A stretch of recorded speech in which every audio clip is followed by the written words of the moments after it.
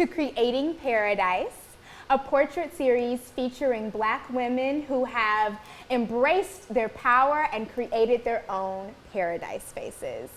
This series is going to complement the Alliance Theater's production of Furlough's Paradise, the story of cousins who embark on a 3-day utopian escape from the people, narratives, and systems that ordinarily would hold them hostage. My name is Asada Amankichi. I'm your host, and I'm joined here by Alexis Hudson, who has found liberation in her body. So much so that she is calling the burlesque space her paradise.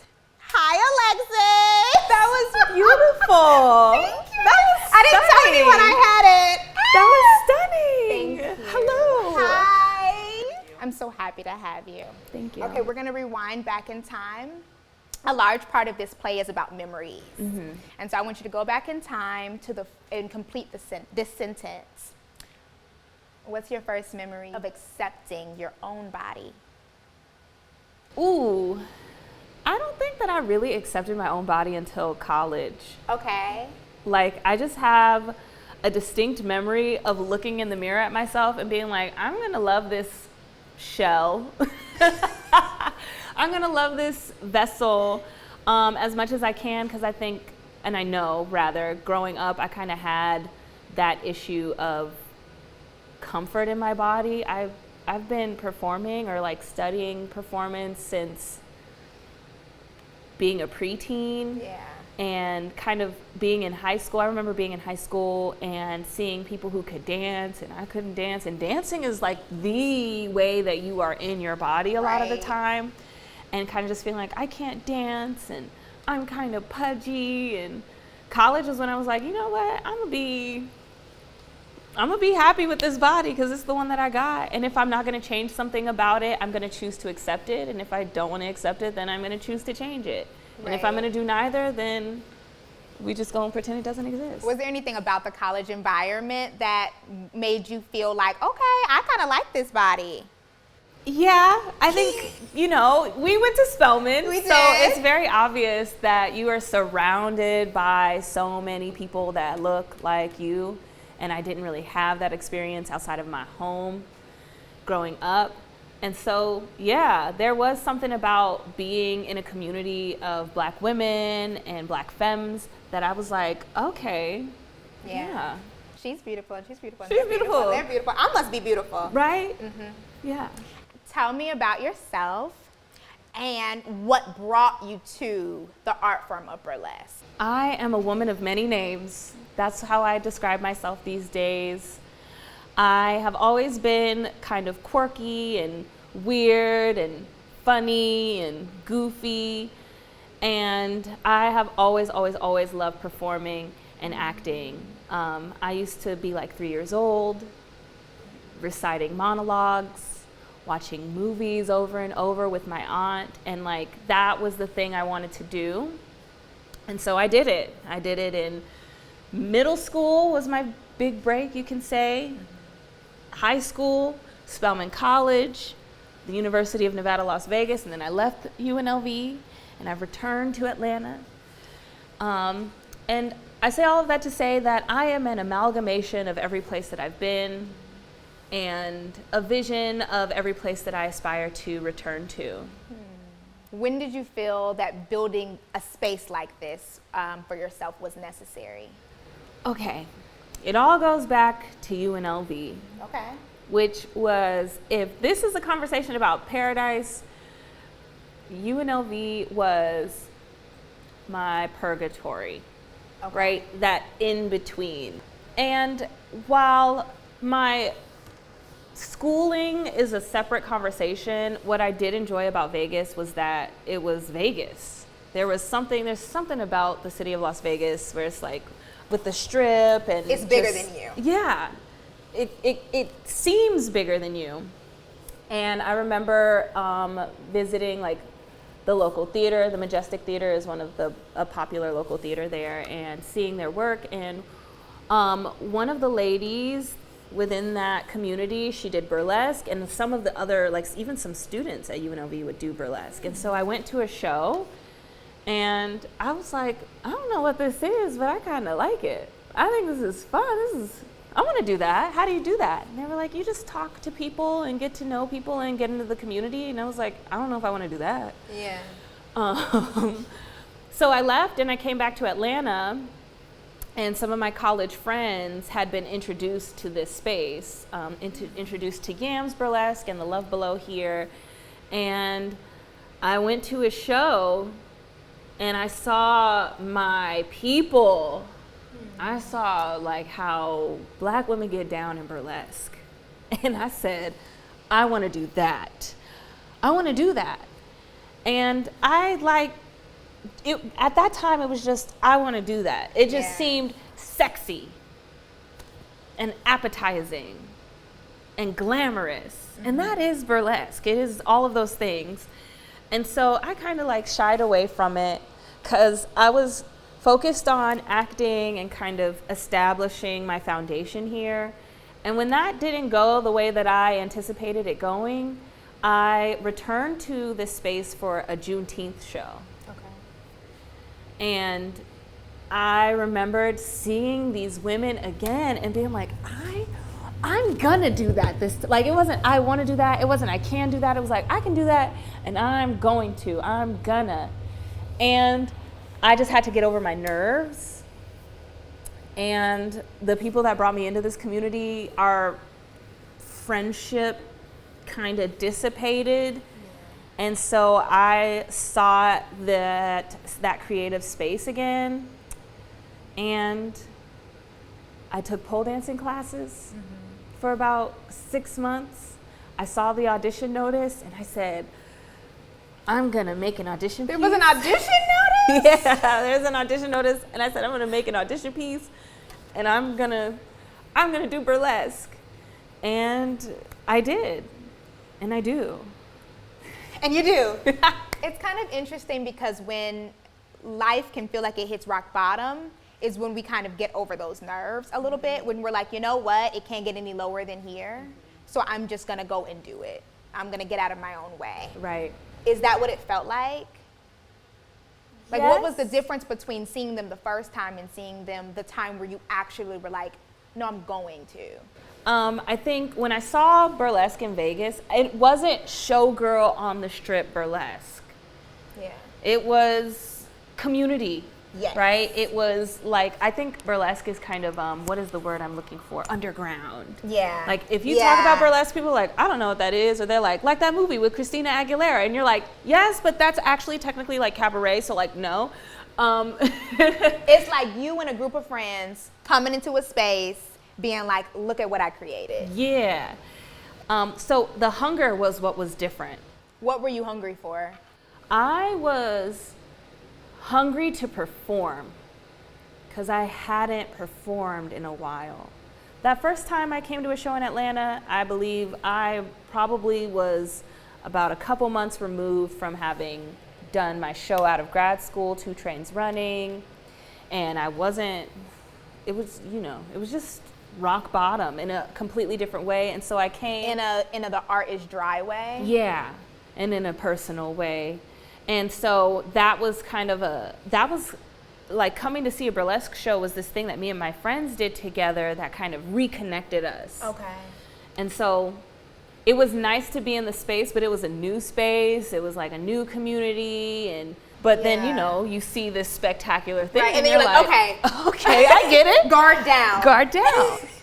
Right. And so between the year or two between those 2 times that I came to see a show here, that second time, our friendship was once again in a relapse, and we were using a communal activity to bring us together again.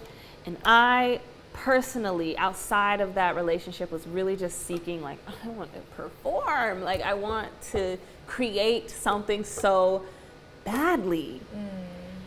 And when I saw it again, I was like, okay, I can't resist this. This is the 3rd time I've seen something like this, maybe 3rd or 4th at that point. I can't resist what feels good inside. I think that I can do that. Like, I feel capable of putting myself out there in this way, and I want to try. I want to try.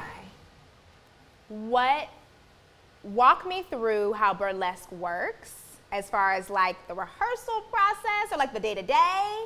Okay, I will do my best because, you know, I'm still a baby.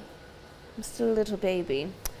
So it's kind of like free form. I'm lucky enough to have this space where I'm a part of a review. So first, I auditioned to be a part of a company. Okay. Yams Burlesque is a review. We are Atlanta's most dazzling review at that, and it's true. So I'm a part of a company, and so I auditioned to be a part of the company. Okay. And typically, your producer says, I want to put on a show with this theme. I'm going to take this many acts. So we meet once a week, and at the start of each month, we have a meeting about what's to come. So she's like, I want to produce a show called Kit Kat Club, cat numbers. It doesn't always have to be cats, but like feline inspired, right? And so then you go off and you come up with a concept and an idea, and then you pitch your idea. Okay. And so you rehearse and, you know, you do all that. This is on your own. Yeah, on your own, and you rehearse in the space. Like we have weekly rehearsal as well. So that was kind of freeing to kind of like do my own thing and then come back and be like, what do you think? And then get notes. Right. You know, I love not having notes. to be a finished product. Yeah. Yeah. And then you kind of, as far as, that's like the day-to-day-ish, but when you put a piece together, your clothes or your choreography is something that you want to keep in mind. So it's not just sexy dancing. I think people hear burlesque and they're like, what's that? And you're like, it's striptease. And they hear strip and they think it's sexy dancing. Or they think on the pole, which is an art form to be respected in and of itself. Right. But it's not just that. It to me is it's a curation of a fantasy. And that's what I love about it, is that I'm creating a paradise every time I make a new number and every time I perform it. And the strip is the revelation of a deeper insight into that story. And so that's burlesque. What fantasies do you see yourself wanting to create? Okay. In your work? Because now I think we're getting into it. Now we're getting into it, and now we got to separate me from my persona. So give us your name and give us your stage name. I am Alexis Hudson, and my stage name is Deidra Knight. Who is Deidra? Deidra Knight is a hospitality tycoon and heir to the Indigo Night Resort Hotel. Okay. Fortune. And she comes from money. She comes from money. Yes. And she's a murderous mistress. Okay. She killed her former lover and got away with it. How did you come upon the name Deidra Knight?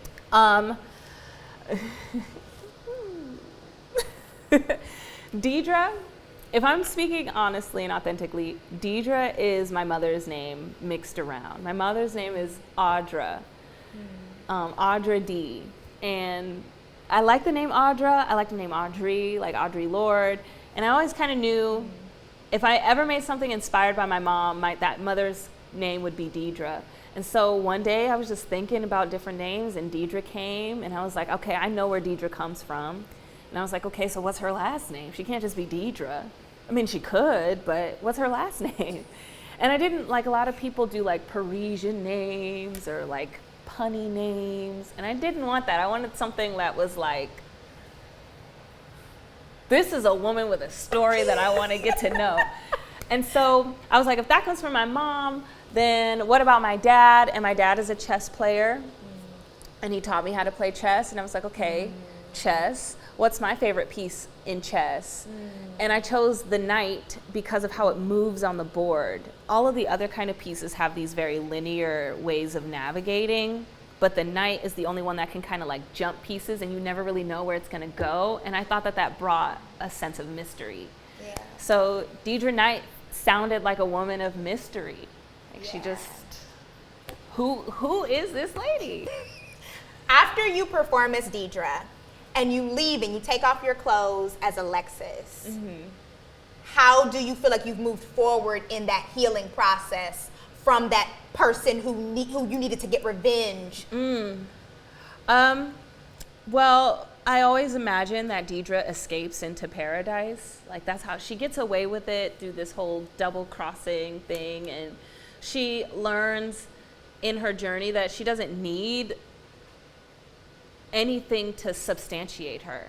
That was the thing, like this woman comes from money. She's a woman who has everything, and this man could not commit to her, but could commit to another woman? What, and then still be an adulterer? That's wild. And I think that like lack of commitment was something that, for me, like I need to commit to myself. And I think I put up this front that I am committed to myself to my detriment, where I can like push people away because I come first and yada, yada, yada. But I think that in Deidra's story, she kind of learns that like money doesn't make you, it never did. And a man doesn't make you, you make yourself, and you make the choices in your life, and you have to be accountable for them. You have to be responsible for them, no matter how dastardly they might be, how devastating and criminal even. Yeah. It's a way for me to love the parts of myself that I think I feel punished for or I feel ostracized for. It's a way for me to behave badly and be admired. What have you learned about yourself through this art form and your inner power? I have learned, and I am learning, the words that are coming to mind are how to compartmentalize, but like I don't think it's how to do that, but it's like how I do that. Because every number is kind of like an element of her story. It's not always, like I have a Quincy Jones cat number, and it's not Deidra Knight as a cat, but I imagine that after she has committed this crime and has left him dead in his bed, he's got a cat, and that cat is fiending for something and crazy as cats are. And so this is an elemental piece. It's like an ornamental piece into the world of Deidra. Okay. And so that is compartmentalization for me. And so it's like how I do that, the process of kind of putting parts of myself into boxes to be talked about or expressed or explored later. So how is compartmentalizing a connection to power? Yes. How is compartmentalizing a connection to power? I think that as a performer, before I'm a burlesque entertainer, before I'm probably even a human being, I'm an actor. I really do believe that. And I think that as I have grown in the skill of acting, because I also coach acting, I have learned that there is an endless well of story inside of everyone. And it takes a special kind of person to want to do that, like do that story. And I describe it as like having this being, this inner being that's like, I want to experience everything possible, right? I want to experience being Amelia Earhart. Yeah. I can do that. And that includes pain and suffering and joy and laughter and confusion and betrayal and murderousness. Like it includes all of those things. There's a being inside of me and any performer that's like, I want to do that. And I want other people to witness me doing that. And I want other people to feel connected to me doing that thing. And that's compartmentalization. Compartmentalization connects to my power because the same way I can put things in boxes and shove them away, I can find a box in the endless attic of my being and pull something out of there that is unlike anything I've ever known of myself before or experienced of myself before or even knew that I wanted people to see. Yeah. So yeah, that's how. It taps into your abundance, to the fact that you are everything. Yeah, it connects me to my everything. Yeah. And on my human side, I think that minimizes me. I want to minimize that. I want to shove my anger away. I want to joke my insecurities away. And on that actor side, like that performer side, I don't. I just want to reveal that through someone other than me. You know, I just want to be the vessel for it, not necessarily the being. How does that help Alexis? It lets me play around and be rambunctious and naughty or sexy. It's just fully expressed. Yeah. How could other people tap into the power that, or the knowledge that they are abundant, even if they're not in burlesque? I think that